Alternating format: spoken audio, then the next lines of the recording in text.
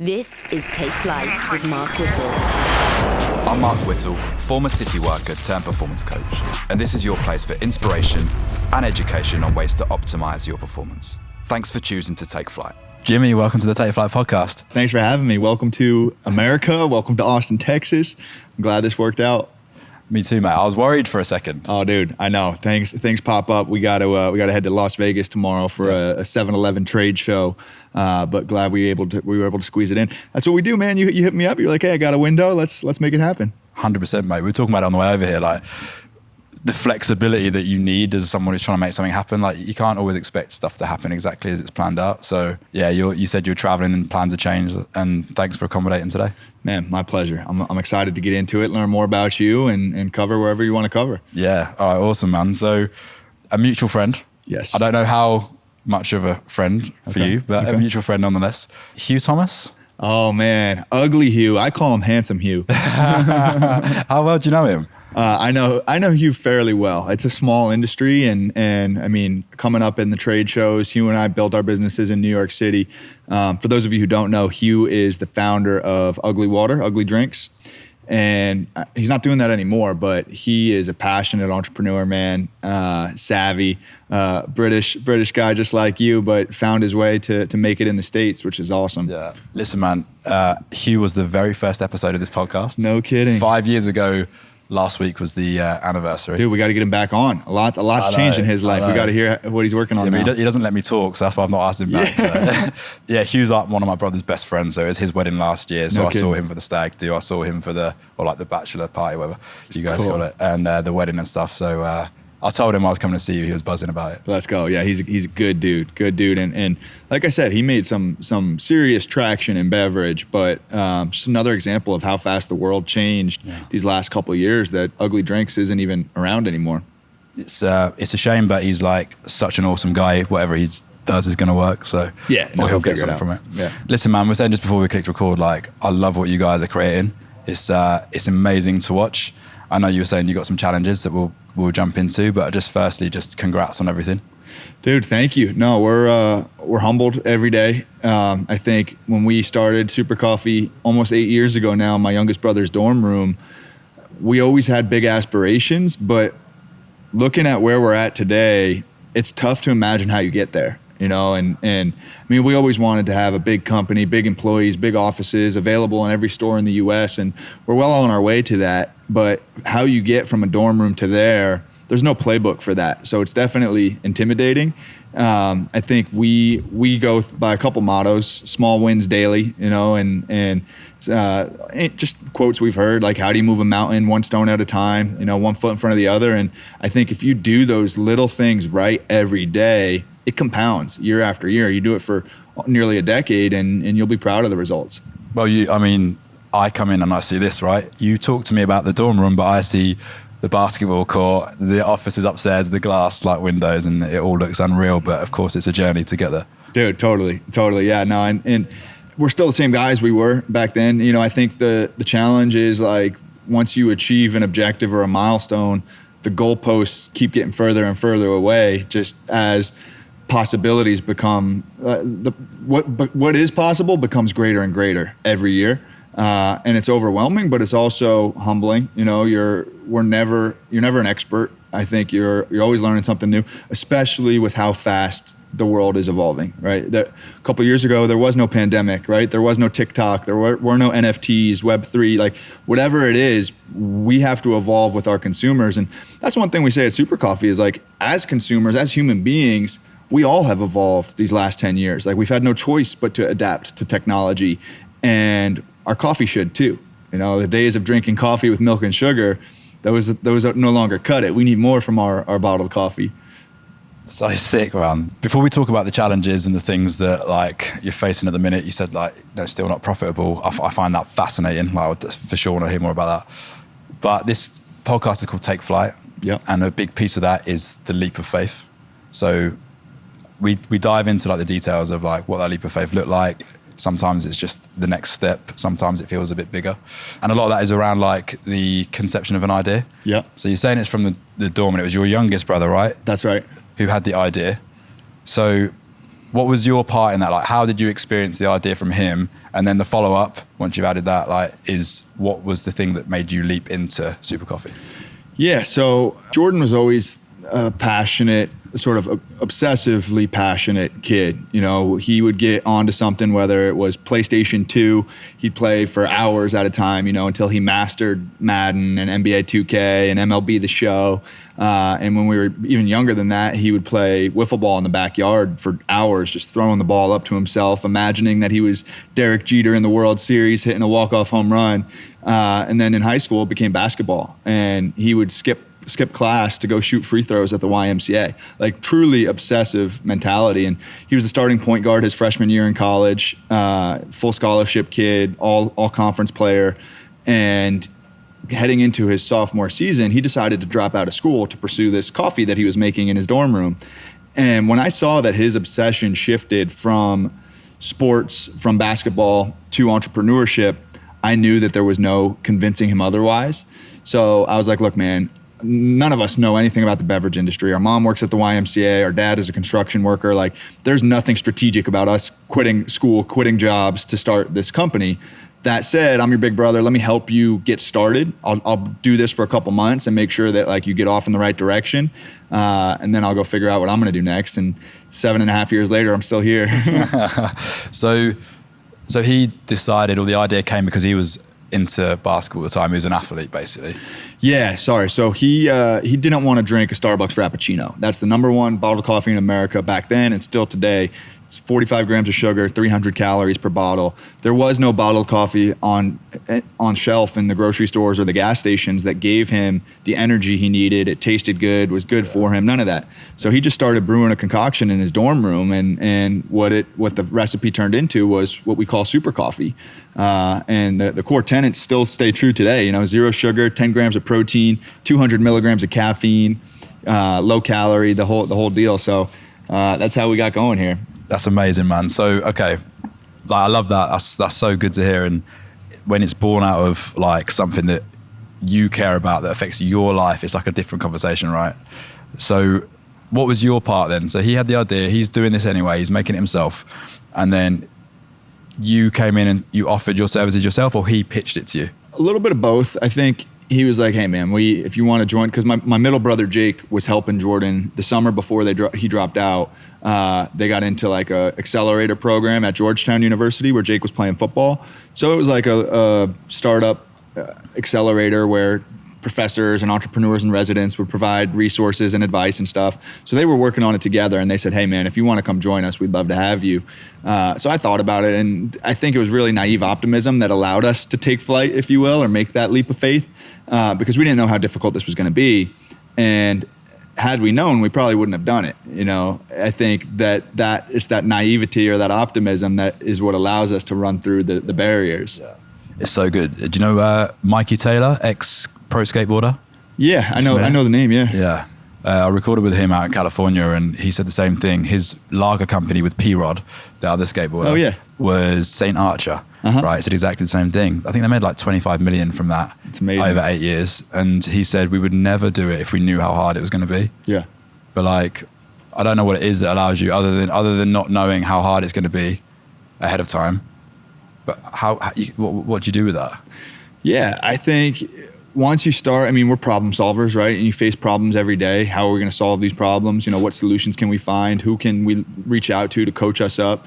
I think there was a unique vulnerability. At the time, I was 22, Jordan was 19, Jake was 21. You know, we were super young, and we weren't afraid to ask for help. We still aren't. You know, we obviously didn't have all of the answers. We didn't have any of the answers for this industry. So we reached out to people who came before us and found success. Guys like Seth Goldman, who started Honest Tea, Mike Rapoli, who's the founder of Body Armor and Vitamin Water, Ben Weiss, who started Buy Brand. So I think people saw their 22-year-old selves in us, you know, and they threw an arm around us pretty quickly and very generously. You know, they weren't charging us equity or things like that. They were saying, here's the mistakes that I'd avoid and the opportunities that I'd pursue.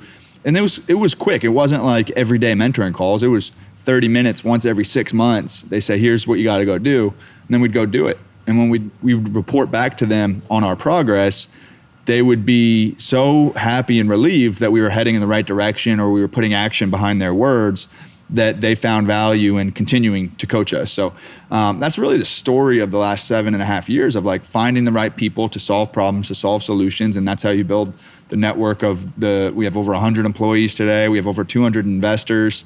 So it's a lot of people, it's a lot to manage, but we've been grateful for all the connections we made. Body armor, like that was with Kobe Bryant, right? Yeah, exactly. Wow. Here's a strange one, right? Because I have a lot of thoughts on mentorship and coaching as a coach myself. Totally. Anyway. And nearly all of my clients are entrepreneurs on the journey you're on. What was it about you guys that they liked that was why they were prepared to give their time? Because like not everyone would do that. I think our background as athletes, college athletes, was encouraging. To play a Division I sport requires a certain level of commitment, teamwork, talent, dedication, hard work, all those things. And those are very transferable skills to any endeavor that you're going to take on. And I think the only thing we knew about the beverage industry back then is that it was very difficult, and honestly, manual labor, you're willing this thing into existence every day, making product by hand, stocking shelves, making deliveries, doing all the work. And the advisors saw that hustle and they said, if we can refine this, if we can optimize this, we got a fighting chance here. Because you can teach the skills, you can't teach the effort. Yeah, so they saw like the traits of being an athlete and knew that would transfer to business. I think so. That's all we knew, right? Yeah. We were athletes our whole lives up until that point. So we really approached building this business as a competitive event. Yeah.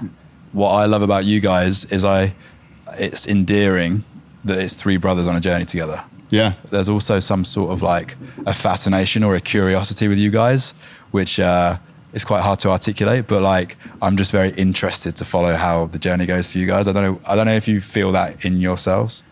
Yeah, I mean, we get that question a lot, right? What's it like working with your brothers? I could never work with my brothers. I'd kill them. My brothers and I are very different. All kinds of feedback from siblings. We were super lucky to be able to do it together. I don't want to say we take it for granted, but we don't know any other way. This is how it is. I couldn't imagine doing this without those two, right? And they'd say the same thing. So we got very lucky in that we were all aligned on pursuing this endeavor together. And even though we're all so close in age, we grew up playing sports, we grew up in the same household, same friend groups, things like that. We are very different personalities.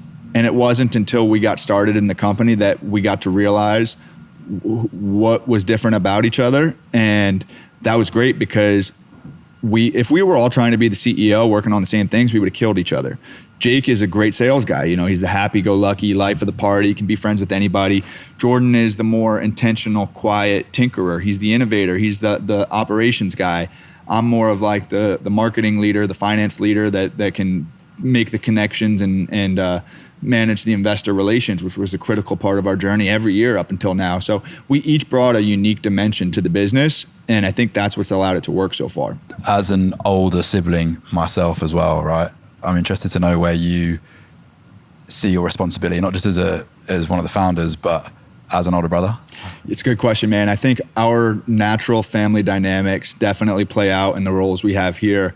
I just read a great book. You got to read it. It's called The Birth Order Book. And it explains why firstborns behave the way they do, why the middle child behaves. And wow. It's me to a T. Our parents put more pressure on us because we were the first child where they were learning, they were making mistakes raising us because it was their first time ever doing it. We got all of their attention because we were the only thing they had, and there was living up to that pressure, you're oftentimes a high achiever, right? You're oftentimes a perfectionist. You're oftentimes, you don't want to let people down.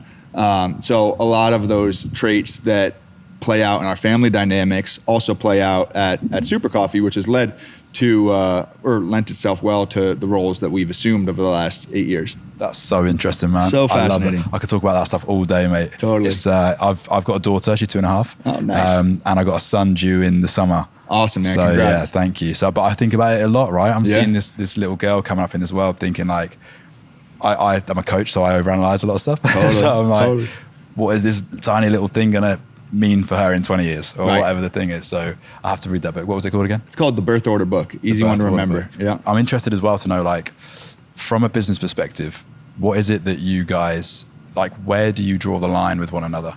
Because you've got your family dynamics has there been arguments? Like, are you okay to, do you like impart boundaries with one another? Like, what does that look like? Yeah, I think, so there's no line between business and life just because it's all so intertwined, not in a workaholic way, but like this is a lifestyle. You know, we live together, we work out together, we go on vacations together, you know. So we definitely stay close on all topics. I think being what we got good at early in our careers was giving constructive feedback, transparent feedback, stuff that you wouldn't normally sit down and give to a brother, right? But when your brother's your business partner, it's almost your duty or your obligation to give that feedback.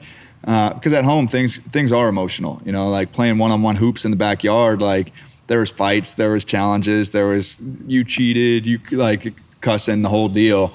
But in business, it's not helpful to point fingers or to have any type of passive aggressive feelings toward one another. So we've gotten pretty good. I don't want to say comfortable, but pretty good at giving and receiving constructive feedback. And if Jake or Jordan were to sit me down and say, hey, here's what I'm seeing from you, or here's what I'm noticing, or here's how you're coming off, it still makes me feel uncomfortable, but I know they're coming from a place that wants to make me better and the company better. Like you've done it enough time that you've built the evidence that shows you why you should listen. Yeah, exactly. And right. I mean, we call it the communication wheel. We have a coach as well, and he taught us this, like you share the data, right? Here's what I'm seeing. You can't argue with what I'm seeing, right? It's how we interpret it that may be different. Here's how it makes me feel. You know, when you behave that way, it makes me feel anxious or sad or angry or nervous, you know, and here's what I'd like to do about it together. You know, so like you really just hit each other with this wheel of how is somebody landing on you and what can we do to change it going forward to be more productive for everybody. Awesome, man. Yeah. Love that. Is there one of you that's better at that than others? I think Jordan is probably the most intentional. Okay. You know, Jake and I are a bit more impulsive, intuitive. It's not that Jordan's not intuitive. He's just very methodical. Mm-hmm. You know, if he reads a book, he applies those lessons from the book. You know, he's the guy that fills out the agenda before every meeting. He's the guy that has his entire calendar blocked out every day for every minute, you know, which is interesting. Like as the baby of the family or the youngest child, some of those traits and tendencies are a little bit out of character. So, I mean, it's so fascinating. I think how you're raised, like how the parents' influence on you as well, definitely plays a role in that. So it's not the birth order book, like those principles don't always apply to every situation, but the principles are usually generally right. It almost sounds like you were meant to work with one another. I mean, obviously it's the way that you're viewing it and you're portraying it like that, but right. Like it sounds like every trait almost is like complementing one another and you're like almost destined to do business together. Totally, man. And I mean, like I said, I couldn't imagine not doing business together. Mm-hmm. Maybe that's because we've done this together for so long. No, we work well together. I think the package deal, to your point, is a bit more compelling. You know, it's certainly, I remember we went on Shark Tank 5 years ago now, 5 years ago this week. And Barbara was like, look, guys, I'm nervous about making investments in beverage entrepreneurs because it's so hard. But here I get 3 for the price of 1. And there's real value in that, in meaning that like if one of us is having a bad day or if one of us is not feeling optimistic about the future, there's 2 of us that are going to pick them up, you know, and that's rare that a lot of founders don't have built in. Yeah, man, I feel that. I work by myself and have like contractors or third parties, right? But the goal this year is to have people full time. Yeah. And like the first point of call is a PA, but then after that it's essentially like a co-founder. Yeah. And man, I'm telling you, I'm going to pitch my brother. Dude, for sure. He has his own goals, aspirations, and businesses. But like, I told him, we went for a run the other day. I was like, mate, I'm giving you a proposal at the end of this year. Dude, yeah, I love it, man. I think my only guidance there would be very clear on roles and responsibilities. You know, if it's going to be your thing and he's going to be helping you, be very clear about that. If you're going to be 50-50 partners, be clear about that. You know, I think where it gets wonky is if one of us is, or if one of you guys is in the spotlight more than the other, right? Like even right now down here doing a podcast one-on-one with you, like feels kind of weird not to have my brothers next to me. We do one-on-one podcasts all the time, but Jake's up there on business calls, probably looking down on us like, what's Jim doing down there? You know, why is he messing around in the middle of the day? I said, I'm just going to go and do a podcast with Jim. And he was like, I'm sorry about that. Yeah. And he meant it too. That's great advice, man. Thanks. Anything else? Oh man, I'll have a lot more. I think this is a quote that sort of applies, but we suffer more in imagination than we do in reality, right? So this plan that you're going to lay out and present to your brother is going to be very different than once you actually get executing against it. So don't get too caught up on building a perfect plan. I think sell him on a vision, sell him on where you want it to go together, but how you get there is going to be 100% different than how you think you're going to get there. Yeah. That's so good, man. So you mean as in like have the vision of an outcome that you want, but also be open to the fact it's not going to happen like that at all. Yeah, look, and this might be a firstborn thing or like a natural sort of leader thing, is we want to see how we're going to get there, right? We want to lay out the steps. We want the plan to be a perfect plan or a damn close to perfect plan. And it never works out that way, right? Like every year we build our budget, the only thing we know for sure is that we're going to miss it. Whether we beat it or fall short, we don't know, So I think don't paralyze yourself in building a perfect plan. Pitch him on something, and if he has questions, then you can go back and refine it.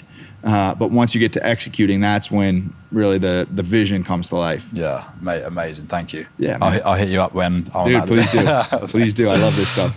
One more, just like on the family dynamic. Like, how do your parents feel about it? They're our biggest fans, man. They had us all at a young age. So my mom had 3 kids by the time she was 24 years old, and they both played sports in college, mom and dad. So they were our coaches growing up, but whether formally on teams or just in the backyard, running, lifting, working out, doing the whole deal. And we definitely get our competitive spirit from them. We get our compassion from them as well. But in the early days, they were down to help. They were down to give advice. Like mom would be in the factory with us late at night, mopping the floors. Dad would be filling up the bottles with the really pouring super coffee into bottles from a beer pitcher. Like that's how we used to make these things. So like they were always down to help. But it got to a certain point when the business got so big that it was unrecognizable to them. They entered sort of this uncharted territory. So like all they could do was love and cheer and root for us rather than like coach us through tough business decisions. Mate, it's so good. I bet they're super proud. I can only imagine like now being a dad, like they're still super young, but I bet it's unreal for them. I want to talk a little bit about, like you mentioned Shark Tank. Yes. Which in the UK it's called Dragon's Den, but it's like the same thing. Yeah. And it might not be that, I'm projecting, but like what were the biggest tipping points in the journey? Because it's like you said, you had no idea about beverage at all. Right. So you were learning on the go. You're like, the quote, it's like you either build I can't remember exactly, like you build the ship in the harbor and then you go, or you build it on the way out. Yeah, there wasn't any one thing. Shark Tank was definitely a big one. It felt more of like a sort of coming out party to the US of introducing our brand to a large number of people at scale. So that was great for the business. And any of these things are what you make them, meaning not everybody's going to see that episode of us on Shark Tank, but when we find a way to weave it into the sales story or to tell customers. I was pouring samples at Costco on Saturday, just 2 days ago, right down the street. And I would show people the back of the bottle and I'd say like, oh, me and my brother started this. We were on Shark Tank. And it makes me uncomfortable to say that, but it means so much to them. Their faces glow up. It immediately changes the dynamic of that conversation. So I think it'd be wasteful for me not to drop that in there when it's appropriate. Shark Tank was a good one. And then little things along the way. We got into this chain in upstate New York called Wegmans in the Northeast, about 100 stores. We got into it in 2017. And it's an influential retailer, high-end, spans from New York to Boston down to Virginia, and really a strong demographic. It's a regional player, so it doesn't compete nationally. And because it was only 100 stores, it was small enough for us to wrap our arms around and really make an impact on revenue. So once we got into those 100 stores, we serviced every single one of them. It was us and a couple friends from college pouring samples, making deliveries, building displays. The data got so good at Wegmans. At one point, we were 41% of Wegmans bottled coffee sales, which is crazy. We were the highest selling brand in Wegmans. So we took that data to H-E-B, a chain down here in Texas, and Meijer, a chain up in the Midwest, and Publix, a chain down in Florida.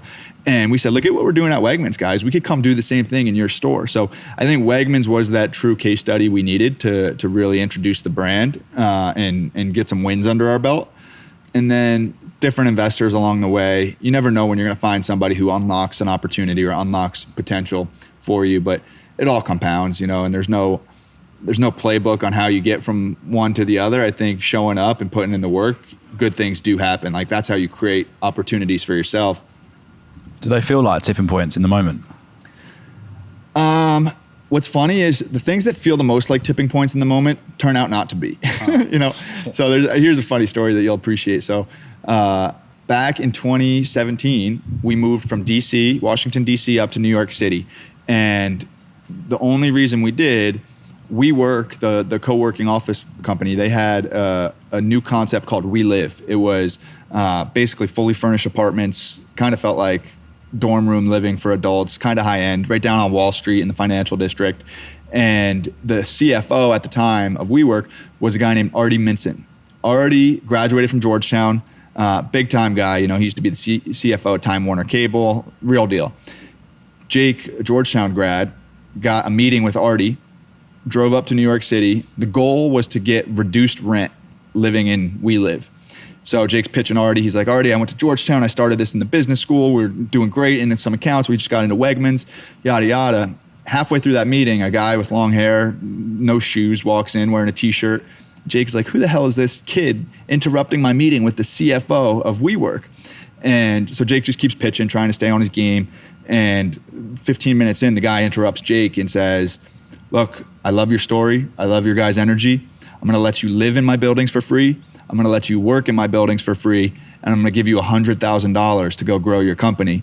Now, please get the fuck out of my office. And it was Adam Newman, the founder of WeWork. No way. Yeah. So he was walking around barefoot. Yeah, walking around barefoot. God only knows what he was on. But we at the time we were like, oh my God, we made it. Adam Newman is giving us free rent. We're going up to New York City to take over. Like, this is, what more could we ask for?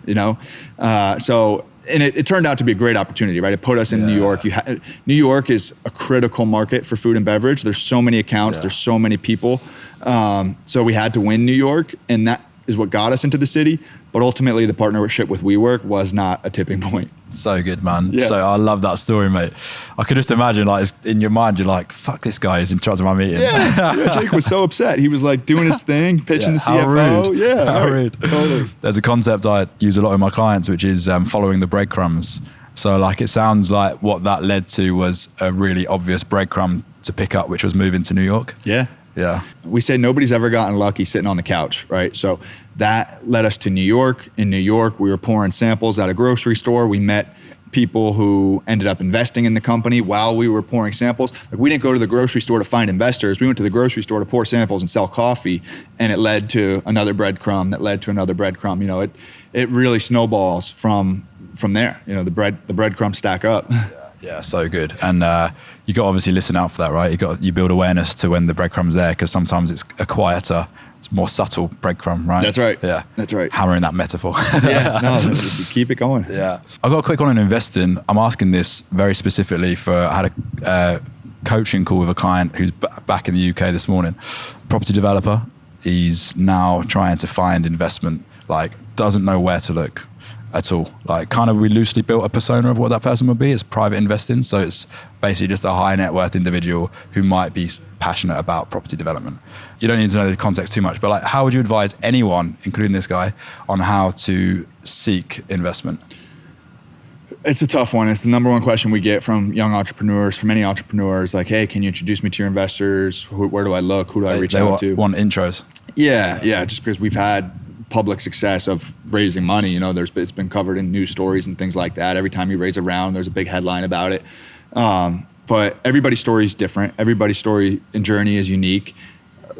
There is no playbook, right? What's worked for me might be different than your client. My advice is to take money from whoever's willing to give it to you in the early stages, with the exception of, like, they need to be morally a good human, and ethically somebody that you can spend time with and respect. But they don't need to be experts on the space. They don't need to have strategic connections or relationships. If all you need is money and you have the plan to go execute, you don't need somebody that's strategic in the early days. And what we've found, we've never taken money from a traditional food and beverage investor, somebody who makes a living investing in food and beverage companies, because they put so much scrutiny on the business. They know how hard it is, so they bet against entrepreneurs because it's so difficult. Like, they know too much. They know too much. Yeah. They know too much. And maybe they're right, but I think that negativity and pessimism never leads to good creation. I might like kill the naivety we spoke about, which is so important at the beginning, right? Right, exactly. And I think they're not wrong. It's hard, it's difficult, like most businesses fail, all those things, but we know that. We don't need somebody to remind us that. We want somebody who sees the vision, or at least half of the vision, and is willing to bet that we'll get there. That's interesting, man. It's like it's a different energy, isn't it? Different energy. Like the I don't know if I want to say it's not entitlement, but it's like, we know more than you, like figure your shit out, versus we are supporting you, get on with it, we believe in you. Yeah. And it's not, basically a lot of the people who passed on us in the early days are like, hey, you guys proved me wrong, congrats. And I still wouldn't have invested back then, because what you did is so unlikely and so uncommon and so rare. So I think it's a smart way of investing. Like, you're really investing based on probabilities and data of just the facts, of how hard it is to do this. Anybody who's high net worth, that's willing to take a gamble, because that's the thing. Companies like us in the early stages, and even your buddy's real estate venture, there's a big return for investors. They're not going to make the 5 to 10% that they make throwing it into fixed income funds. Like, they can make 10 times their money back or more. We've had investors that have cashed out at over 100 times their money at our last round. So, really cool opportunities, but you gotta hit it all right. Everything kind of has to work out in order for you to get to that point. Can I ask about how, like, I did a podcast with a guy called Ed Milet. Are you familiar with him? Yeah. Yeah. And he talked about the metaphor was a thermometer or a thermostat. Yeah. You call it. Is where, like, your understanding of yourself and where you are shifts as you grow. So if we talk about that from a financial perspective, like, you guys were in your dorm room in college, like, probably poor, had no money. Yeah. Right? And then like not too long after that, you're dealing with like millions conversations, and you're talking about like millions of dollars. Like, how was that shift for you in your mind of, I suppose, worth and value, and how you started to like come around to the idea that that's that level you're talking about? Yeah, man, it's a weird lens, right? Because $1 million is a lot of money to anybody, right? And if I had $1 million in my personal bank account, which I don't, like, if I did, I would feel like a billionaire. That would be life-changing. I wouldn't know how to spend it, Whereas at Super Coffee, we go through $1 million a week ordering production runs of products, paying marketing dollars, paying distributors, and it's the cost of doing business at scale. But you see what I mean? Like, that perspective is totally different of personal and business. And it's not that it doesn't feel like a lot or a big responsibility. It's just the price of poker. So, where it becomes dangerous for companies that raise a lot of money is, like, it's easy to say yes to a $10,000 marketing activation there, or a $20,000 email newsletter sponsorship, or a $15,000 influencer deal. And when you have 20, 30, $50 million in the bank because you just raised a big round, those things are inconsequential, but those things add up, right? And if you're not being disciplined with return on ad spend, return on investment, are these dollars working hard for you? That's where burn really happens. What's like the biggest partnership deal you've done, or like have you worked with like influencers and stuff? Yeah, so we've approached this two different ways. So we've raised money from some of the world's biggest celebrities: Jennifer Lopez, Alex Rodriguez, Patrick Schwarzenegger. Like, some really cool people have written checks into the business, but those weren't endorsement deals. So, like, they have zero obligation to star in a television commercial or go on billboards and stuff. In some cases they do. We'll work out like equity deals where we can use their name, image, and likeness on marketing materials. And then in terms of paying people to promote the product, we haven't done many big deals. There's a good friend of ours who's quite famous. His name's Devin LeVake. You might know him. He's the guy who bear crawled the New York City Marathon. Devin's one of my best friends in the world, and we've really built up our friendship over the last 5 years. He's got 600, almost 700,000 followers on Instagram, and his followers are rampant. They are loyal. They do his workouts. They buy his supplements. They listen to him. They want to be like him. They want to hang out with him. And Devin's the real deal. He's motivating. He's inspiring. But he's a name that you wouldn't recognize. It's not Devin and Jennifer Lopez. Are two very different types of figures. So I think if you can find the Devins of the world, those are the types of people worth investing in. Was he a friend first? He was a friend first. He was actually starting, how we got to know each other. and I'll never forgive him for this. He was a personal trainer at Performix House in New York City, and he was starting a meal delivery kit company called Don't Be a Pig. And a mutual friend or investor connected us, and Devin's like, "Hey man, I want your advice on how to raise money for this Don't Be a Pig venture that I'm working on. Come to Performix, I'll put you through a workout, and we'll talk business." His only goal in that workout was to make me throw up, and he succeeded. Like, I was sprinting on the treadmill, I was pushing sleds, I was bear crawling. It was like 8 a.m. I just got off a red-eye flight from Los Angeles, and I was throwing up, and that's how our partnership began. And friends first, and he and I, we're 50-50 partners on a ranch here in Texas that we host events at, wellness weekends, retreats. We're talking to each other a couple times a day. Amazing, man. I know all about that. I want to ask you about that later. Oh, yeah. Sick. Just a quick one. I find it interesting that you compartmentalize the personal and the business finance. It's interesting. I had a chat with a friend of mine recently who, wondering how much I can disclose, but it's basically, it's like a marketing agency, work with some casinos and stuff. So there was an opportunity to go into like a raffle with a fairly high chance of winning, right? And it was like 50,000 or something. And I was like, why would I do that? Like, yeah, it'd be nice, but it's going to blur my vision of money. It would shift the way that I can behave over the next 12 months based off of being given something for nothing. Totally. Like, if I'm not putting any effort into it, it will change my definition of what that means. Like, do you see what I mean? Totally, man. And I struggle with this too, because you drive down the highways here in Texas and you see Powerball 700 million. And like, if I'm in the gas station and Powerball 700 million, like, it's tempting to put $3 down and buy a ticket, right? Because imagine all of the opportunities you can create and unlock with that. You wouldn't need any more investors. You could donate, you can do charitable things. But I think it totally jades the perspective of earning it. It jades like your view of how you spend it, or what things that you could spend money on, like things that you and I would never spend money on today. If you had $100 million in the bank account, like there's nothing you couldn't buy, So I think it's a tempting thing. We're never going to win the lottery, unfortunately.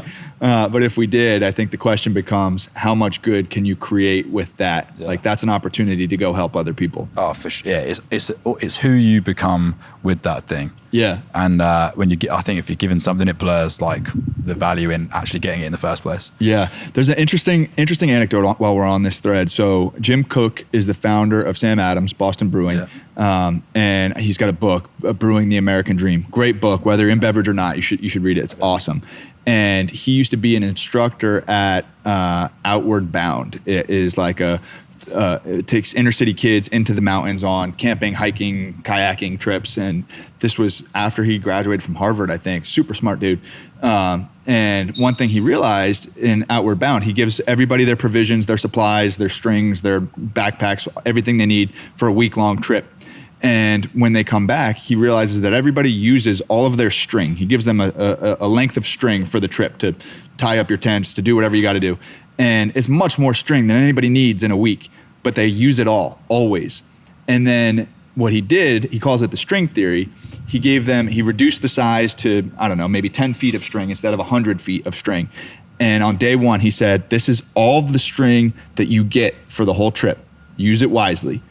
And when he reduced it from 100 feet to 10 feet, every single person he gave it to came back with extra. And the whole point was, you can do so much more with less, right? Like, I think when you have excess, it becomes wasteful. Same thing with startups who raise a bunch of money. Same thing with people who win the lottery, right? Like, if you're sitting on an abundance of something, you're going to use it or spend it on things that you don't need to use it on. Fuck, man, that's so good. Yeah, so good. So good. Simple. It's the same as, like, in a very different way, but Netflix, Spotify, like, it's an abundance of opportunity, like too many choices. Too many, yeah. That it's just overstimulating and like, yeah. Dude, how many times have you sat there in front of Netflix scrolling for 20 minutes? Like, what am I going to watch? Yeah. I'm so glad they got like the 90-minute section on there now. Yeah. Or like 20-minute comedy like specials. So you have that's giving you a limit, right? Yeah. Oh man, that's good. Currently like valued at 500 million, right? Yeah, so we raised our Series C in 2021 and it was a post-money valuation at 500 million. Okay. So 500 million, at the beginning of this conversation, you said that still not profitable. Yeah. We'll do over 100 million in sales this year. And wow. I think the challenge with beverage is to get to 100 million in sales on a product that retails for $2.99. we're selling to our distributors for $1.50, $1.75, costs us $1 to make it. You know, you're working with 30 to 40% gross margins. And also to get to that scale, I mean, you got to sell 75 million bottles. That's 75 million purchases, right? Sometimes that's 75 million people. We have a loyal audience that buys a lot of the product, but like still you have to convert so many consumers to hit those goals. And converting those people is no different than if you were selling automobiles for $50,000, right? You have to convince somebody to take their money to buy your product. So there's marketing dollars that go into that. There's discounts, you know.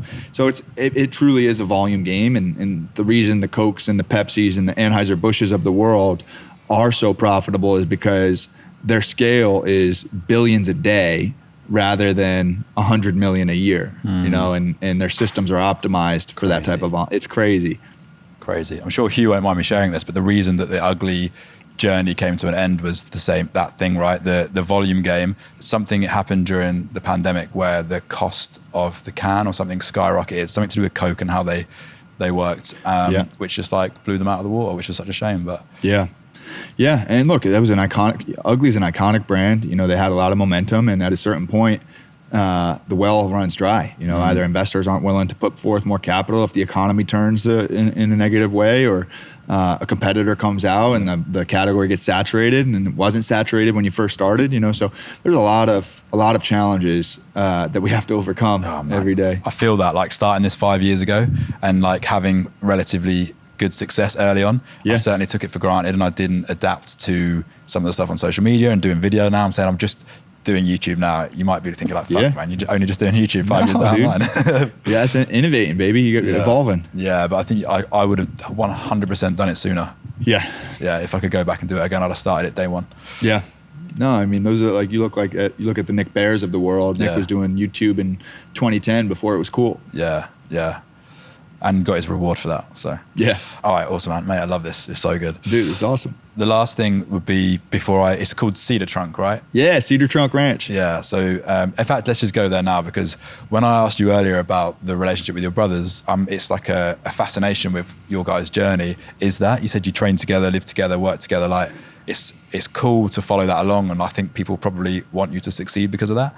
But the lifestyle that you are creating with Cedar Trunk as well, like I love all that stuff, like the training, the cold water exposure. You've got saunas up there, and you do IV and all that sort of stuff. So just a bit about that. I love that. That's my bread and butter. Yeah, man. So it's interesting to bring in the brother dynamic to this too, because this is the first thing that I've pursued in a meaningful way without those two. You know, and we've talked about it. There's definitely been some tension, them feeling not included or excluded from something that I was doing. And at the end of the day, like, it's all things that I'm passionate about, right? Like, my brothers don't care about owning cattle or shooting arrows or hunting or any of those things. Like, that's sort of the path that interested me. You know, that's something that my dad was into. And I think growing up, every firstborn, I'm sure you look up to your dad in a million different ways or not. But like, that is what grabbed a hold of me. Those are the kids I hung out with, was that sort of outdoorsy lifestyle. So owning a ranch is not really something that was ever a part of Jake's plans or Jordan's plans, really my plans either, but we got this opportunity, we took advantage of it. And now that it's sort of built out and established, it's something that we all enjoy together. You know, Jake and I were up there on Friday playing pickleball. We got in the sauna and the cold tub. Yeah, man. And it's one of those things. Devin and I are, like I said, 50-50 partners, but we're so grateful to have had this opportunity. We bought it in 2021. We built it in 2022, and now we've been hosting events there. And it was kind of as if you had a blank canvas to build something that has everything you want on it. You know, indoor pickleball, indoor basketball, saunas, cold plunges, pool, hot tub, like sand volleyball court. And it was all relatively affordable. You know, it's not like we built a 5-star resort or anything like that. It's a tin metal building like this, and it's nothing fancy, but it's got everything we want in a place like that. So like, we kind of built this playground for adults. You know, it's been awesome. It looks amazing, man. I'd love to try and sync one of my trips back here with one of the weekends you do the events. Like, oh, dude. I mean, next time you guys are here, we'll go up there for sure. Yeah, I love that, man. Like, I saw you had like Steve Weatherford went up there, who I had on the podcast a few years ago. Nice. Yeah, it looks like you got such a great group up there. So yeah, it's a good crew, man, and it attracts all kinds of like-minded people. I'm excited to see what we turn it into and how it continues to evolve. You know, it's still early on in the days up there. But we do super coffee retreats, corporate retreats, weddings, things like that are probably next. Yeah. Yeah. Awesome, man.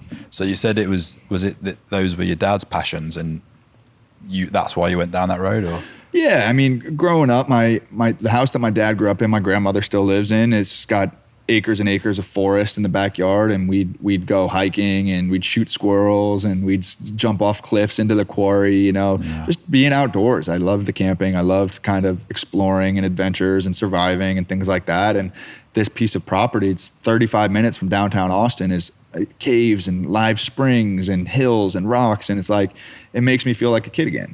It's cool. Man, so important to have that. Totally. Important to have that, especially today, like with tech and everything else. But the guys are all right with you doing that venture? Yeah. I mean, they definitely, we've had the conversation of like, why didn't we talk about this, right? Why didn't you include us in this? And I'll show them the text messages of 2021. I was like, guys, I'm investing in a ranch. Do you want to? And they're like, don't do that. Put it in Tesla, put it in Facebook, so I think when an idea becomes reality, it's a lot easier to see it, rather than like a sketch on paper. It was tough to, I think if I asked them to get involved in it now, they wouldn't a heartbeat. But buying a ranch with cows and donkeys wasn't an appealing thing for them. Yeah. It's like the Jackson 5 when Michael Jackson went off on his own and did Off the Wall. Yeah, exactly. That worked out pretty good for him. You can have that metaphor. Man, this has been amazing. Thank you so much. Dude, Mark, thanks for coming, man. I'm glad this worked out. Welcome to Texas. Enjoy the rest of your week. Yeah. And then we'll get up in the cold. We'll do the next one from the cold tub at the ranch. Man, that would be a dream. Let's do it. All right. Thanks so much, brother. Appreciate you, Cheers. brother. Thank you.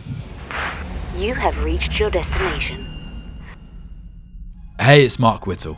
Thanks so much for watching or listening. It's so great to have you a part of the Take Flight movement. Subscribe to the podcast on all platforms, video and audio, to be the first to see new episodes and new conversations with the greatest minds in the world. Follow me at markwhittle_TF on all social platforms, and visit takeflightworld.com to join our growing community of hustlers, performers, and go-getters. I can't wait to see you next time. Until then, stay positive, stay motivated, and of course, take flight.